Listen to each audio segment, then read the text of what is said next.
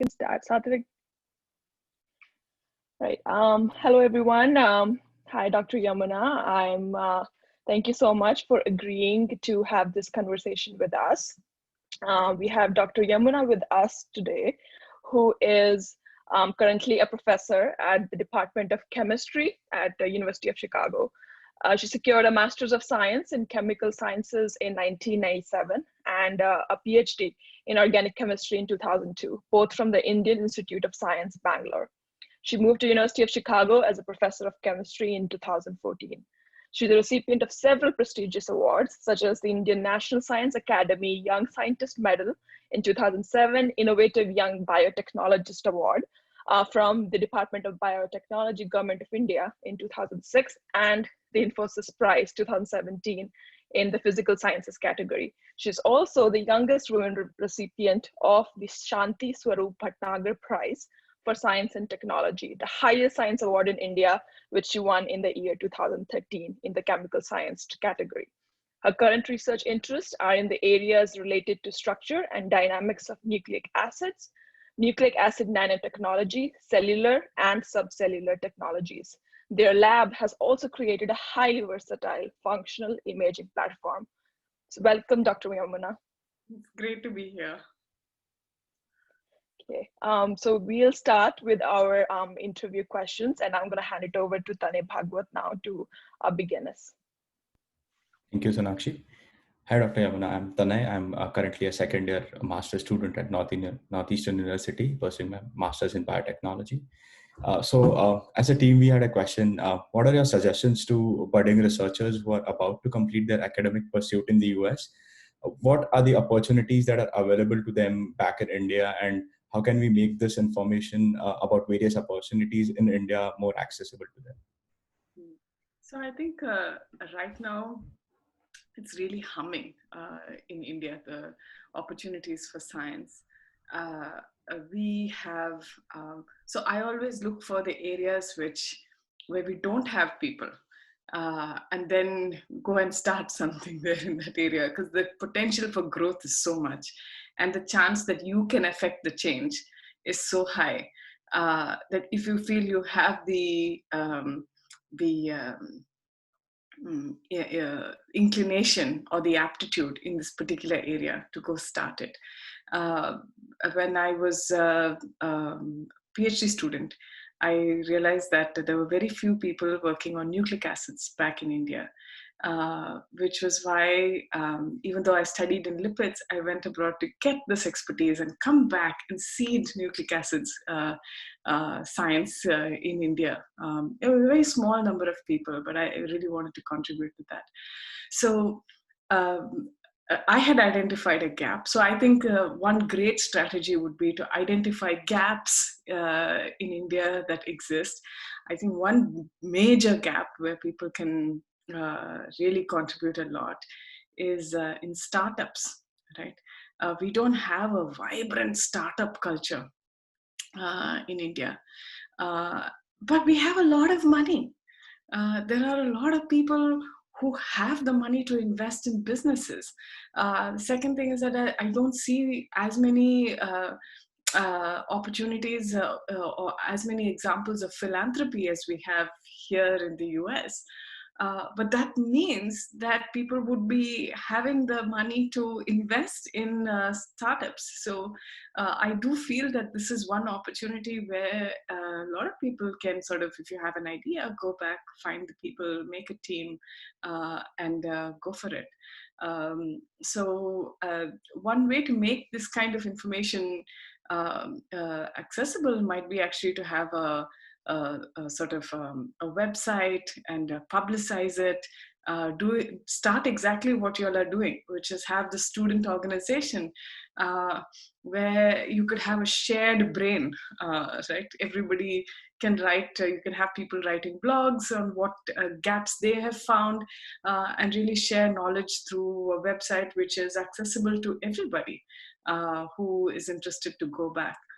I'd also say don't look just at India, look widely. I think there are any number of opportunities for people to connect to other countries.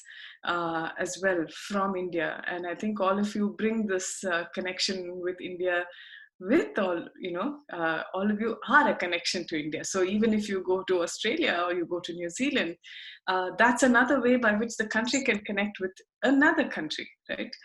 Through you guys. So yeah, I would just say, think widely.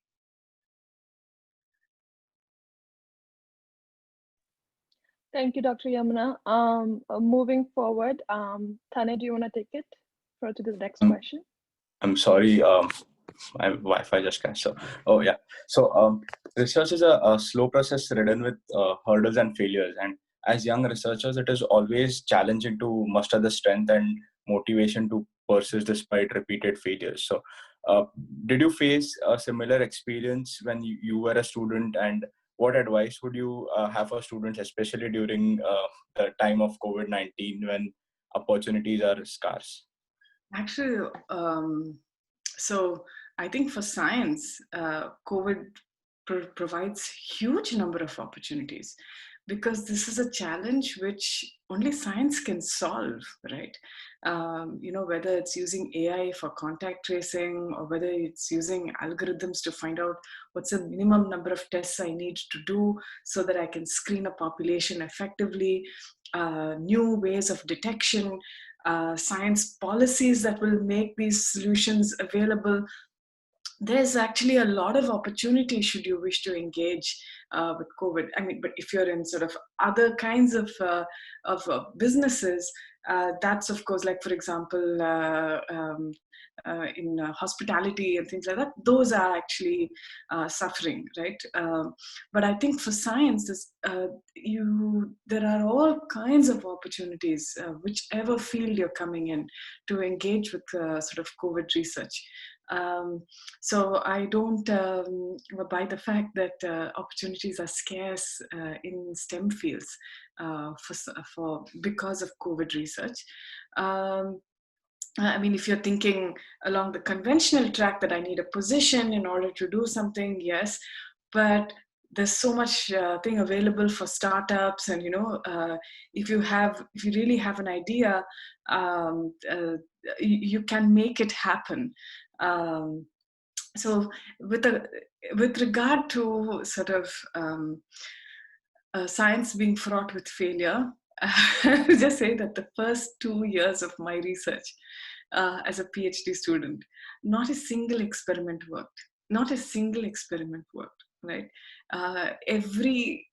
So I will start my research on Monday on a project. By Friday, I'll find out it's not working. I go to the library, sit Saturday, Sunday, I'll come back with another idea, start again on Monday to Friday, find out that is not working. Look this side, that side, pour it down the sink. So it was very challenging at the time. I will not say that it was very pretty, but I feel, I was extremely, I was really wondering, is science actually meant for me? Am I actually going to be a good scientist? I don't know. And I think you only drown if you stop kicking. And I feel that the good thing in all of that is, when I look back and I ask what's the difference, is the fact that I felt bad that the experiments were not working meant that I had a will to be successful, right? And that's the most important thing. Because if you don't feel bad that something's not working, you do the other experiment, it didn't work. So like, why should I worry? I'll just go back, I'll have some tea, I'll come back, I'll do the same thing again and again and again. And it'll not work, and it doesn't matter, because I can just sit on my butt and not do anything, right? That is more harmful than feeling bad because something failed. Right? If you feel bad because you have bigger aspirations and you're stuck in this hole, which only means that if you try hard enough, at some point you'll jump out of this hole, or situations will change. You'll find a different project, something, and that's exactly what happened. A professor retired. There was a huge box of cholesterol that was a 5 kg bottle of cholesterol that they were throwing away, and somebody asked, do you want this? I was like, yeah, please give it to me. And then my entire PhD was on cholesterol because I had unlimited 5 kgs of starting material. So people just need a chance and a way out. And if you keep sampling different things and trying different things, you will find a way out. It won't be the plan that you had, but it will be a different plan, and your path to success will be slightly different. And if you're okay with taking a path which is different, a whole world of opportunities opens up. Thank you, Dr. Yamuna.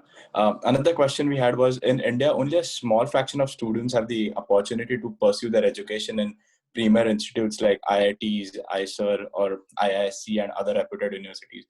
However, we do have many talented and motivated individuals who do not make it to these premier institutes despite spending years preparing for competitive exams to get in. So, what advice would you give such students?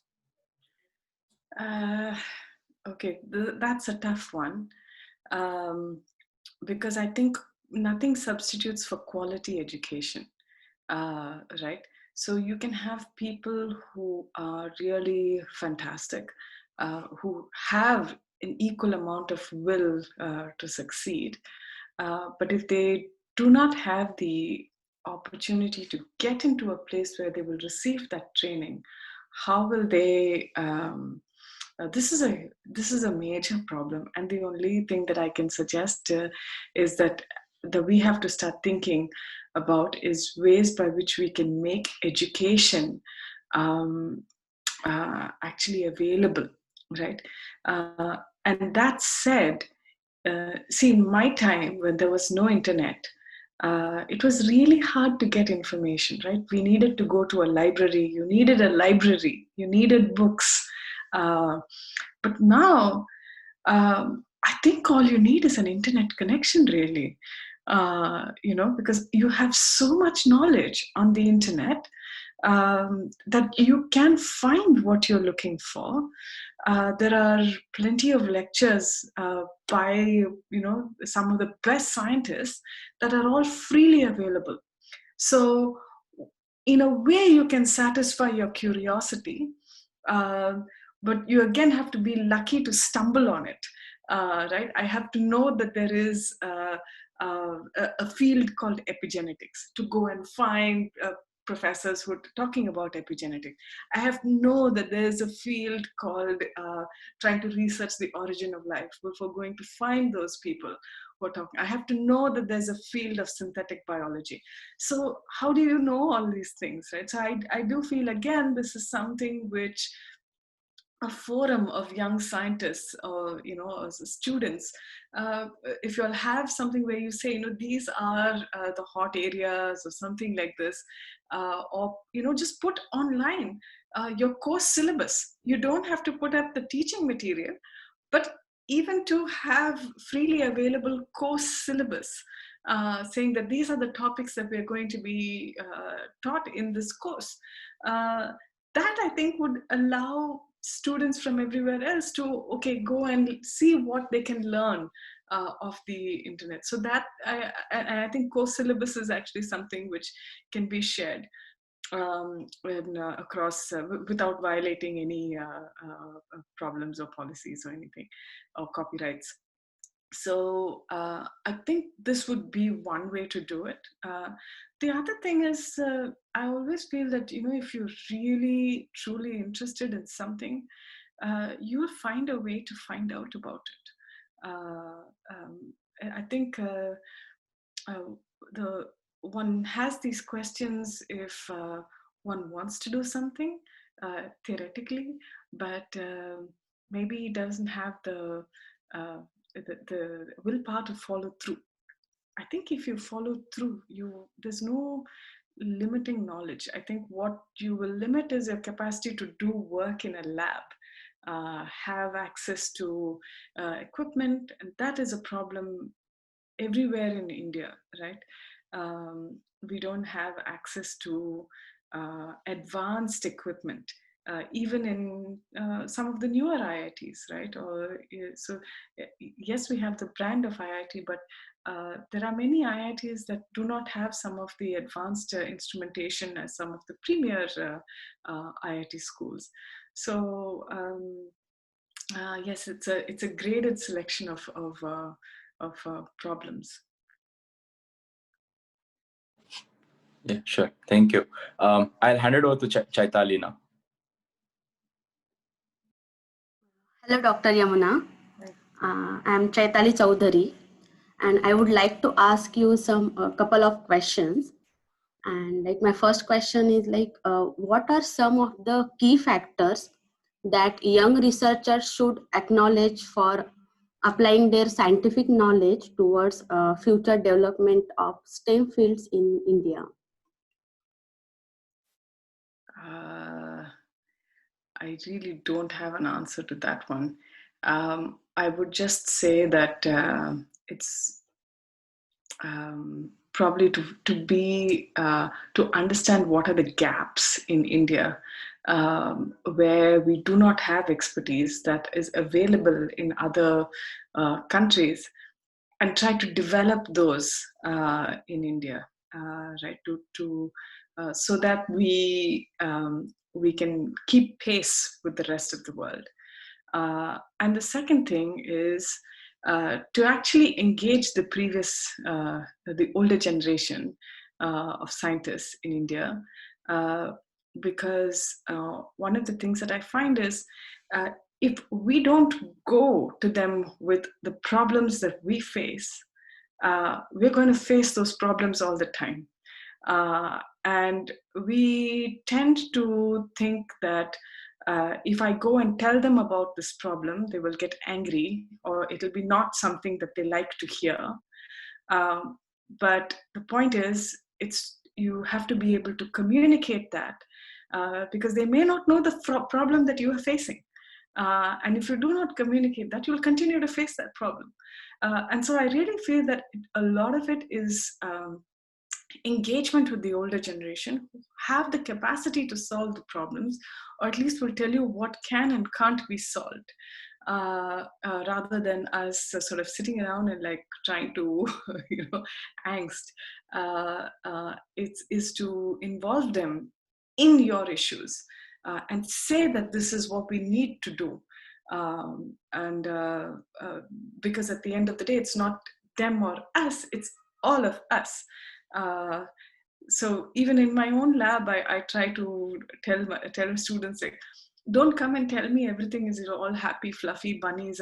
That makes me scared, because it means that you're not communicating to me what are our problems and how can we make it better, right? Just like that Black Panther movie, that scientist says, just because something is good doesn't mean we can't make it better. So come tell me your problems. It is okay.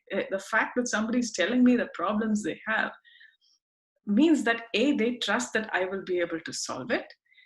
B, they know that our relationship is strong enough that just because they're telling me some bad news, I'm not going to hate them. Rather, it's a frank communication. And that's the only way we can solve it together, because if you're in a point where you can solve the problem, you're usually not the one experiencing it. So it requires both. My next question would be, having a late research lab in the India and in the US, what has been your experience in terms of how research groups collaborate across different universities and different countries? And have you observed a difference in working style? And if so, how do they differ? This is very complicated because, everybody's experience is personal. And I have a very small n value, so I shouldn't generalize. At the same time, when I collaborated in India, I was much younger, right? Much more inexperienced. I didn't have more, we hadn't yet done fantastic work yet. We're just in the process. And now I'm 10 years older. I kind of understand a little more on the other side. I'm able also to convey what I'm doing much better than what I used to do earlier. So, even I have changed, right? So people's attitude towards me will also change.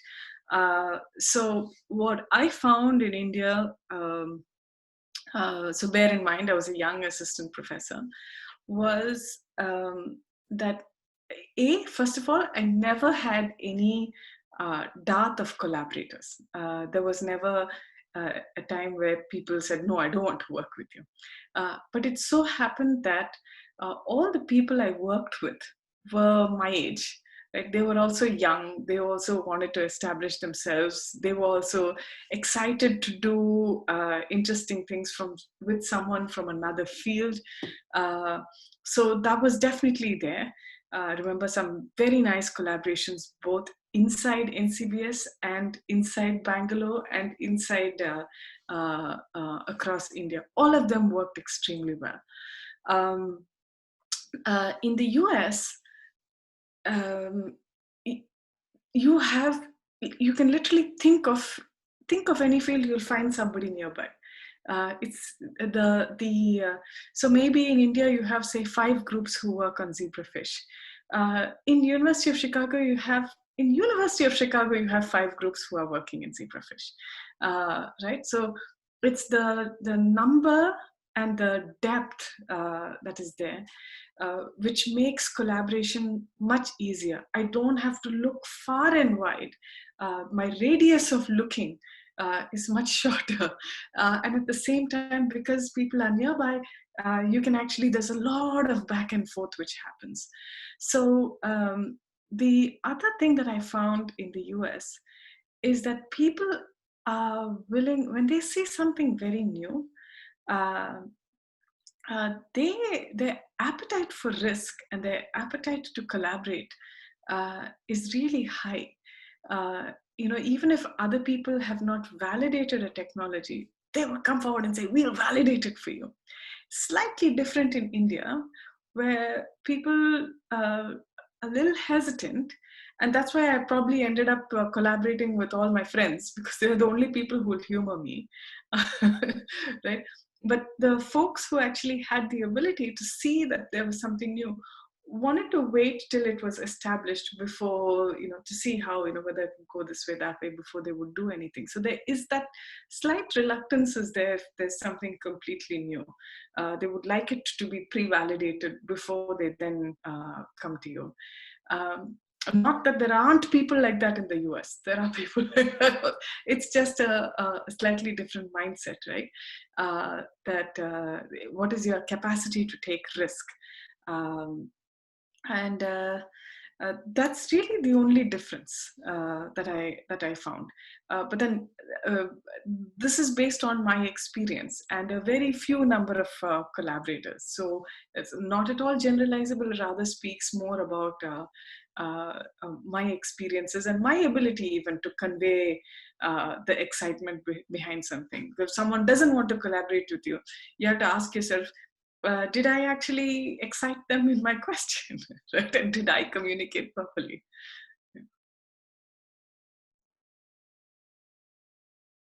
My next question is when you moved your lab and your students from the India to the US, what challenges did you and your students face, and how did you tackle these challenges? So from my side, there was literally it was very exciting for all of us. And it was also interesting because the people who wanted to come to the US came. What I did when I was moving my lab was the first time when it came to my mind that it's actually a possibility we may be moving our lab if everything goes well. Before anything happened, I actually went to each person, took them aside separately, and I said, look, this is a possibility, we may be moving.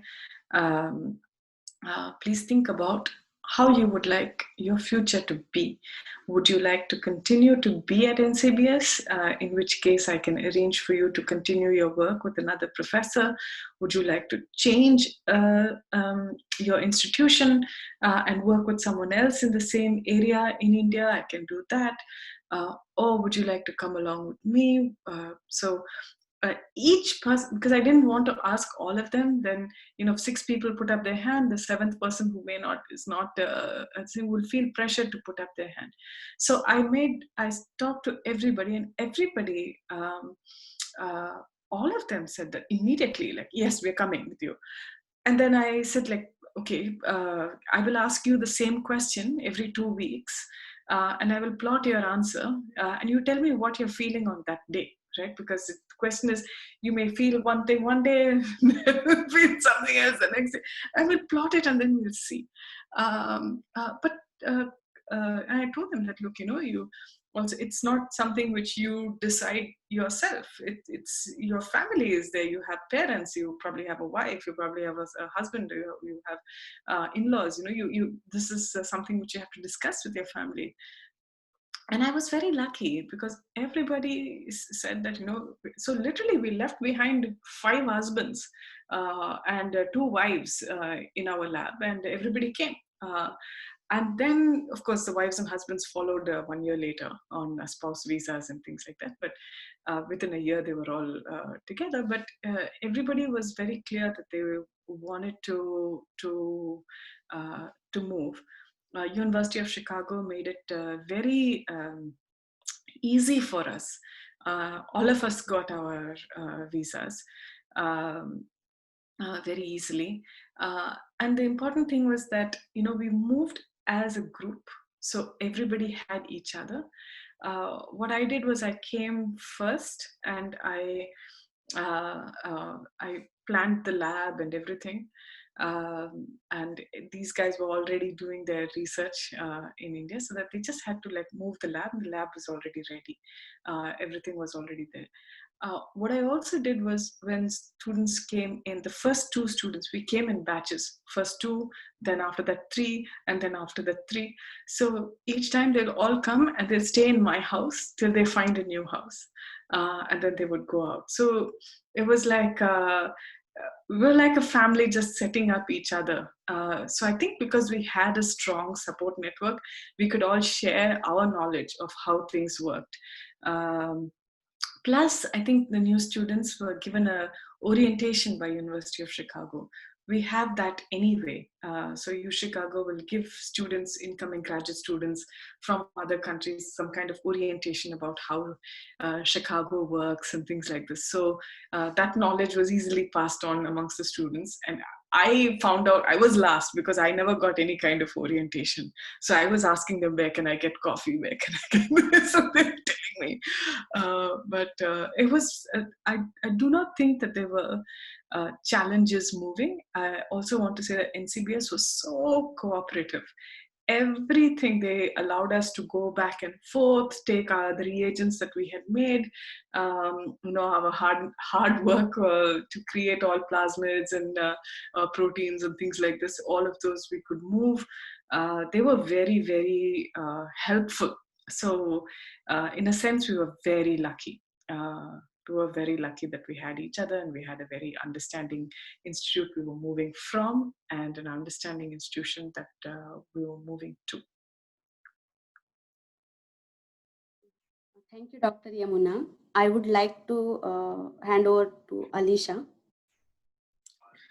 Hello, Dr. Yamuna. So I would be asking you a couple of questions now.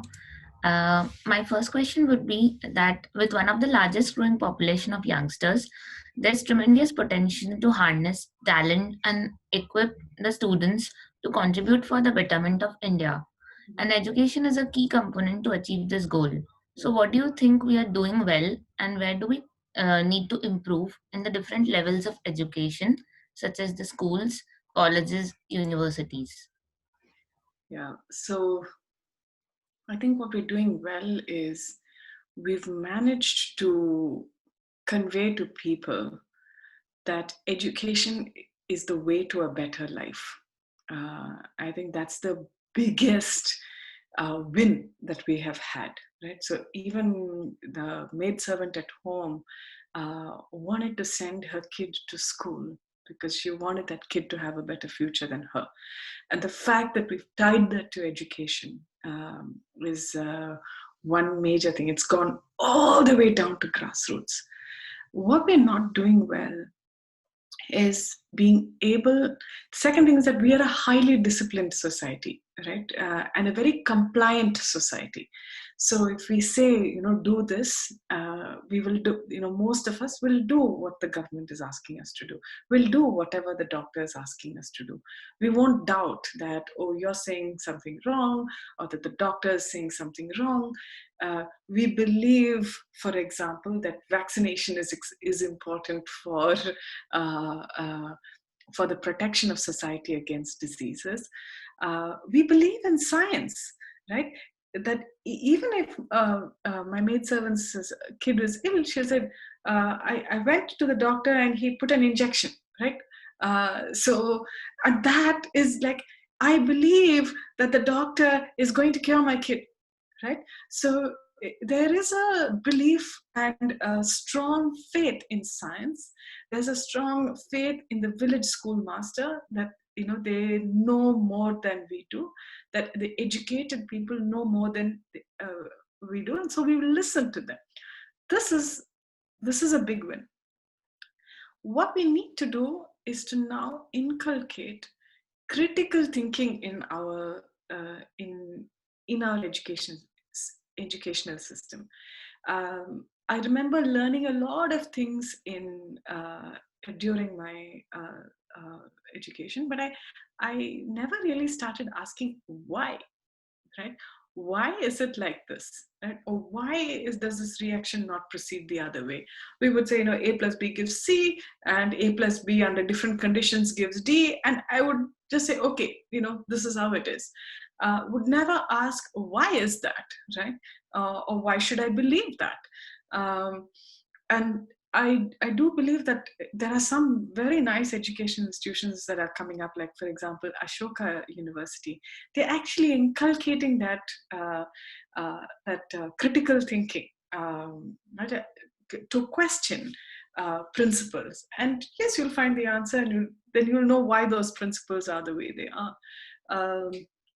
So that's where we are lacking. That's one thing in all our elite institutions.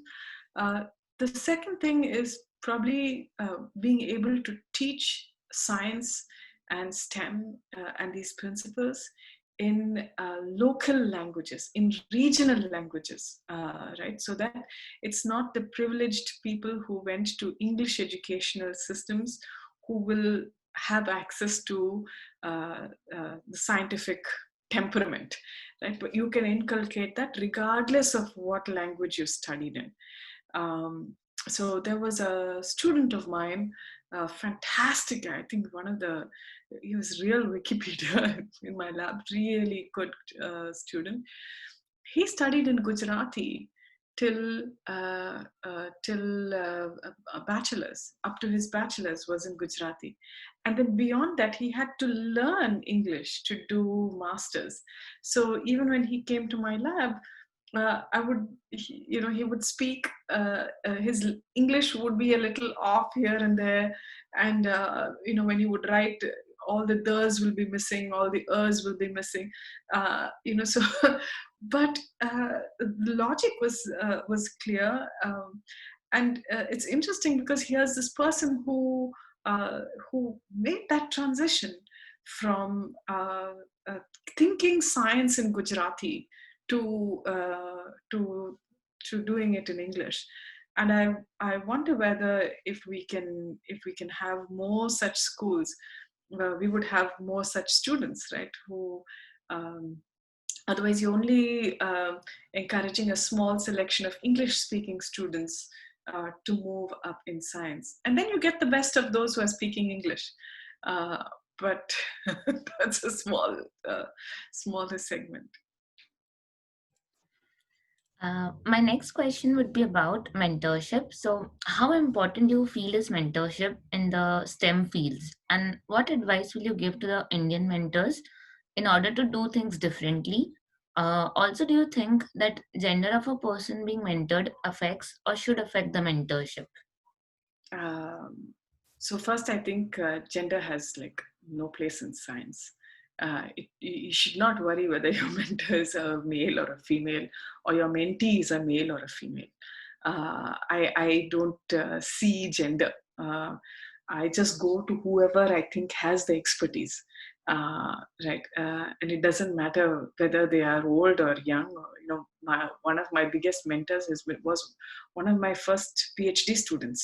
I would say that person taught me more about how to interact in committees and everything than any other senior person. So one of the biggest things that she told me was, Yamuna, and this is my PhD student. She said, you can say things in a way that you want to say them, which makes you feel good, or you can say things in a way that others can hear them so that something can be done.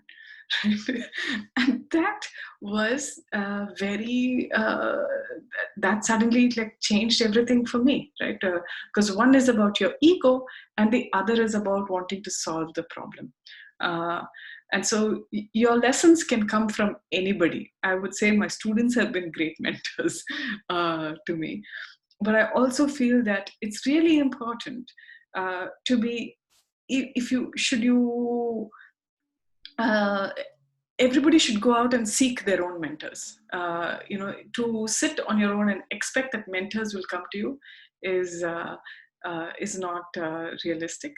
Uh, uh, Most people, um, don't want to sort of go and give unwanted advice, right? So I think but if you go to advice, you'll find people are very willing to share it. So I would say that very important in mentorship in India is the following, that um, there's this culture that used to be there, but it's changing now, which is I faced X, Y, and Z problem, and I still survived, and I managed to get ahead. So you face that problem as well, and you get ahead. And I'll tell you how to solve that problem. And I think one of a more productive way to be is to say, I faced X, Y, and Z problem. So that is why the future generation should not face that problem. And me and my generation should try and solve that to help the younger generation move ahead. It doesn't matter. Yes, it was my misfortune to be born at that time, but if we can solve it, then the next generation can move faster. Um, so the moment a mentorship realizes that it's not about the mentor but about the mentee, that's the difference, right?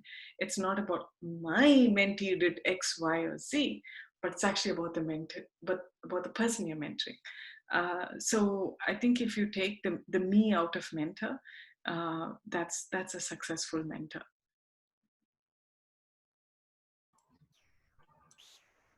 My next question would be that can you please share a few words of inspiration for the aspiring women in the STEM fields? And I believe that you motivate people quite well because you moved your whole lab together to US in one go. So that's a big achievement. So I guess you are a very motivational speaker. So some words. I don't think I'm a motivational speaker at all. I'm just a scientist. What can I say? I don't have any words of inspiration, right? I mean, you guys are so inspiring to me, so I don't understand why I would be inspiring to anybody. I would just say that, follow your passion, that's it. Dream, strive, and achieve. The whole world is there for you. So you have a blank slate. Like, what is more exciting than that, right? So um, I have literally nothing to say that will motivate you, except, I would just say, look in the mirror. You have the biggest motivation.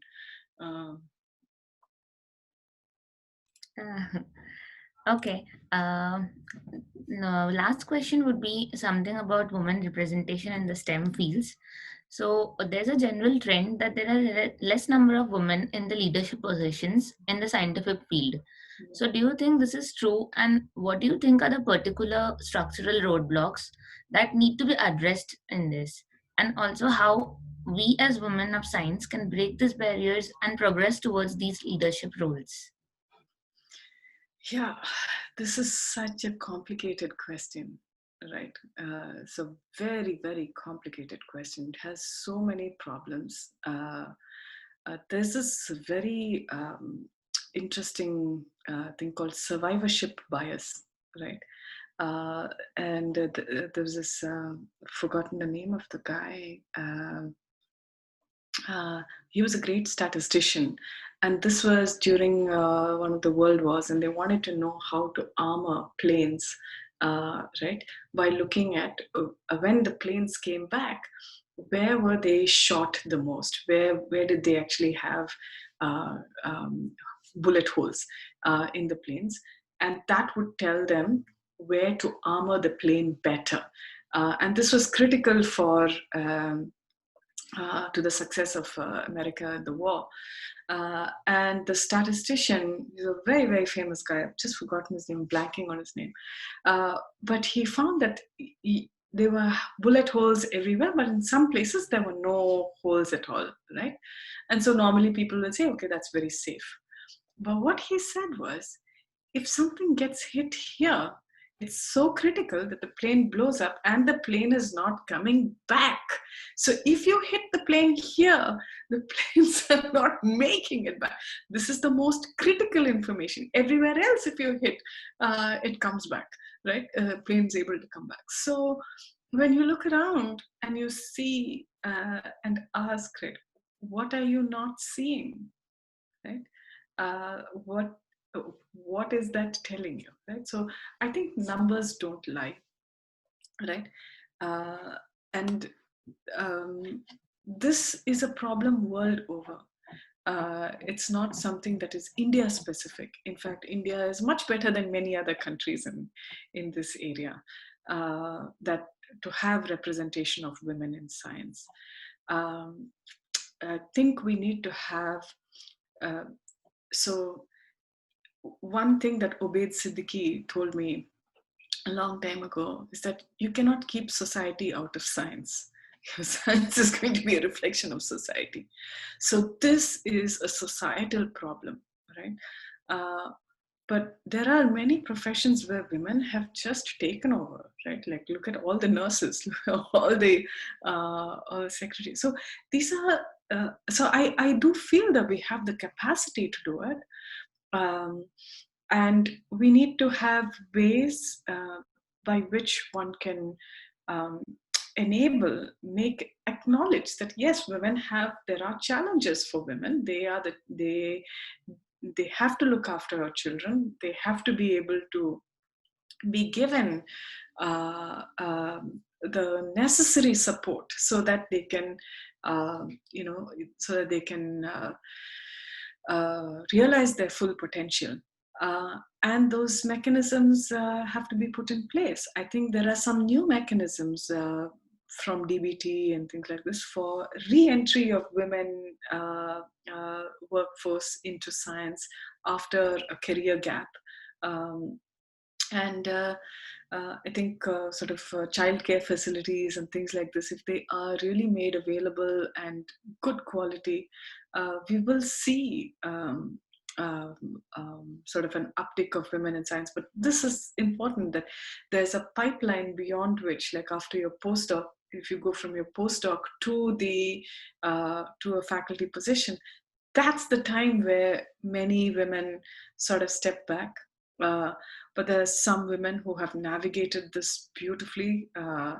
And really, one should be talking to people like Shubha Tule, Sandhya Kaushika, Vidita Vaidya. They're all women who have really done science of the highest quality and taken care of a family and their parents and their in-laws. I think really asking them how they've done it is are ways by which one can actually get sort of lessons. But I think it really comes from a supportive family. If your family is very supportive, you can do it. But I think if you are alone, it makes it very, very hard. I'm not a good example of that, but I do feel that, you know, getting more women into science will actually encourage. You'll actually start seeing a change, but we have to change the numbers, right? If you don't change the numbers, it's a big burden to look at the few women scientists that we have and say, okay, you perform. You need a structure. You need, yeah. Thank you so much, Dr. Yamuna. So we had a very wonderful session with you today, and I would like to hand over to Sonakshi to take it further. Thank you, Alyssa. Thank you so much, Dr. Yamuna, for taking the time today to talk to us. And this was absolutely inspirational and amazing. And to hear these words of, motivation, and you saying to, let's say, take out me out of mentor, and giving all these insightful suggestions for for the students and for us to realize some of things. I think in today's generation, people know these things, but sometimes we tend to forget them. And thank you so much for bringing those back into light again. And this was absolutely amazing. So just thank you so much. It's my pleasure. All right, I think we can move on. I think Satvik is gonna turn